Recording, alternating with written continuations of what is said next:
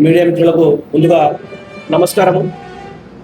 ఈనాడు ఈ నారాయణపేట జిల్లా జనసేన పార్టీ శాఖ తరఫున ప్రెస్ మీట్ ఏర్పడడానికి ముఖ్య కారణము, మనం గత కొన్ని రోజుల నుండి చూస్తున్నాము. పవన్ కళ్యాణ్ గారు ఎప్పుడైతే ఈ తెలంగాణ పైన ఫోకస్ పెట్టినారో, ఎప్పుడైతే ఈ తెలంగాణ పైన దృష్టి పెట్టినారో, వీళ్ళందరూ కూడా మూకుమ్మడి దాడి చేస్తున్నారు. అయ్యా, ఒకసారి మీరేంటి, మీ గతం ఏంటి, మీరు ఎక్కడి నుంచి వచ్చారు, ఏ పార్టీలో ఉన్నారు, మీరు ఏ పార్టీ నుండి వచ్చారో మీరు ఒకసారి ఆలోచించుకోవాలని మనం చేస్తున్నాం.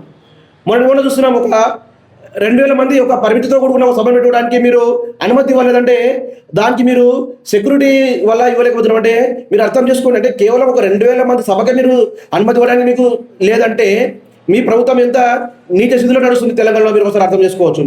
జగదీశ్వర్ రెడ్డి కానీ, కవిత గారు కానీ, మీకెందుకండి అంత భయము? మీకెందుకండి? మొన్న చూసాము, మా నారాయణపేట మాజీ ఎమ్మెల్యేగా రాజేందర్ రెడ్డి గారు మాట్లాడుతూ ఏమన్నారంటే, ఆడెవరయ్యా సినిమా హీరో అంట, ఎక్కడొచ్చిండు, కడుపు కన్నం తినడా గడ్డి తినడా? అయ్యా రాజేందర్ రెడ్డి గారు, అసలు మీ మూలాలేంటి? మీరు మీ యొక్క రాజకీయ ప్రవేశం అన్నది ఏ పార్టీ నుండి వచ్చింది? మీరు గతంలో టీడీపీ నుండి రాలేదా? టీడీపీ నుంచి టీఆర్ఎస్ మళ్ళీ బీజేపీ కాలేదా, బీఆర్ఎస్ కాలేదని మేము మిమ్మల్ని ప్రశ్నిస్తున్నాము. అయ్యా రాజేందర్ రెడ్డి గారు, మీకు ఈ యొక్క నారాయణపేట జిల్లా జనసేన పార్టీ తరఫున మీకు హెచ్చరిస్తున్నాము. ఇంకోసారి మా అధినేత పవన్ కళ్యాణ్ గారిని వాడు వీడని మీ కార్యకర్తలు అన్నట్టు, మీ యొక్క చెంతలు అన్నట్టు అంటే ఖచ్చితంగా తీవ్రంగా ఖండిస్తాము. ఇప్పుడు మీరు చూసుకోండి, ఇప్పుడు మీ కార్యకర్తలు మీ యొక్క అహంకారం వల్లనే, మీ యొక్క దుర్బుద్ధి వల్లనే నాడు మిమ్మల్ని నీచంగా నారాయణపేట ప్రజలు ఓడగొట్టిన విషయం మీరు గుర్తుపెట్టుకోవాలి. మీరు వాడు వీడు అన్నట్టు చూసుకోండి. మీరు చూసుకోండి రాజేంద్ర రెడ్డి గారు, మీ పార్టీని మొత్తం ఖాళీ చేస్తాం నారాయణపేటలో.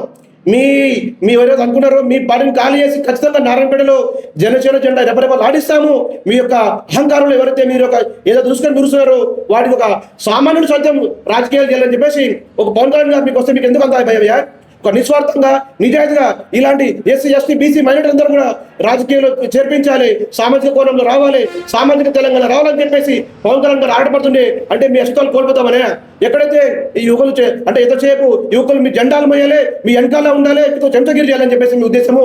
ఖచ్చితంగా సామాన్యులు సైతం రాజకీయాలు చేయగలరు, సామాన్యులు సైతం రాజ్యాధికారంలో ఉంటారని చెప్పేసి దానికి పవన్ కళ్యాణ్ గారు నిరూపిస్తున్నారు, నిదర్శనం చేస్తున్నారు. కాబట్టి ఈనాడు మేము ఆయన తెలంగాణ ప్రజలను స్వాగతిస్తున్నాం.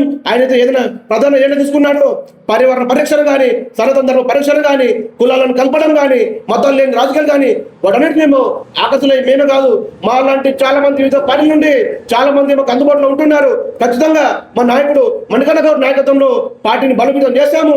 ఈనాడు ఇలాంటి మీ యొక్క అహంకారాలను తరిమికొట్టాలంటే కేవలం జనసేన పార్టీ ద్వారా సాధ్యమని చెప్పేసి నేను తెలియజేస్తున్నాను. జై హింద్, జై భారత్, జై మణికంఠ గారి నాయకత్వం, మణికంఠ గౌడ్ గారి నాయకత్వం, జై జనసేన, జై జనసేన, జై జనసేన, జై జనసేన.